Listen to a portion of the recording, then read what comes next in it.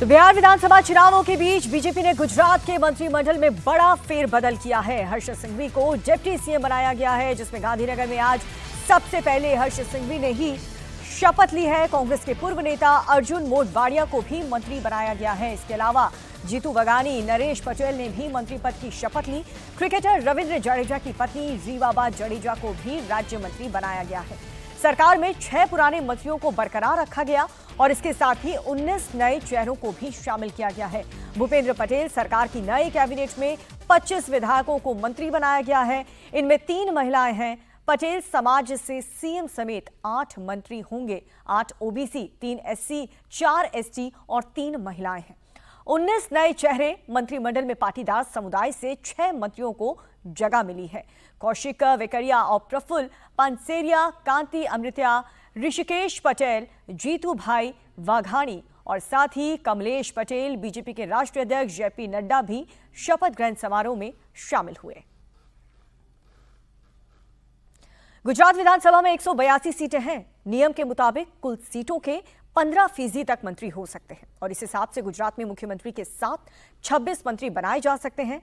और इस नई कैबिनेट शपथ ग्रहण में मंत्रियों का कोटा अब पूरा हो चुका है। भूपेंद्र सरकार के इस बदलाव में पहली बार विधायक बनी रीवाबा जडेजा को भी मंत्री बनाया गया है।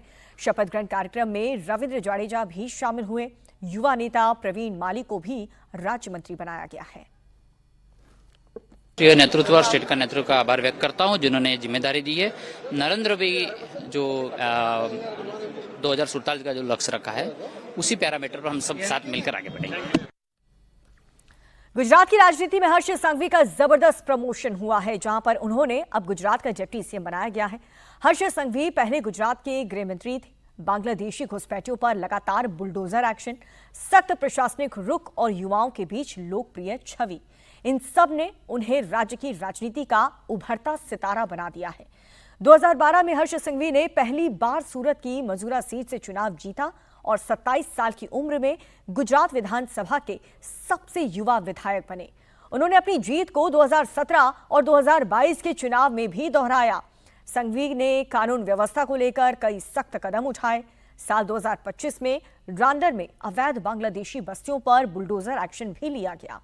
बड़े ड्रग तस्करी मामलों का पर्दाफाश और क्लीन तापी अभियान जैसी पहल की गई।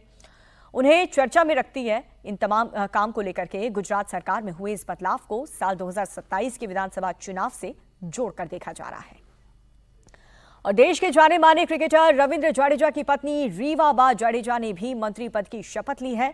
मैकेनिकल इंजीनियरिंग की पढ़ाई करने वाली रीवाबा अब विधायक से मिनिस्टर बन गई है।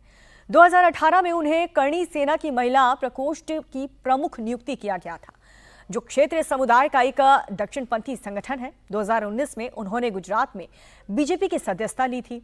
2022 में रीवाबा जडेजा गुजरात के जामनगर उत्तर विधानसभा क्षेत्र से बीजेपी से टिकट से जीतकर विधानसभा पहुंची और अब रीवाबा जडेजा को गुजरात कैबिनेट में राज्य मंत्री बनाया गया है।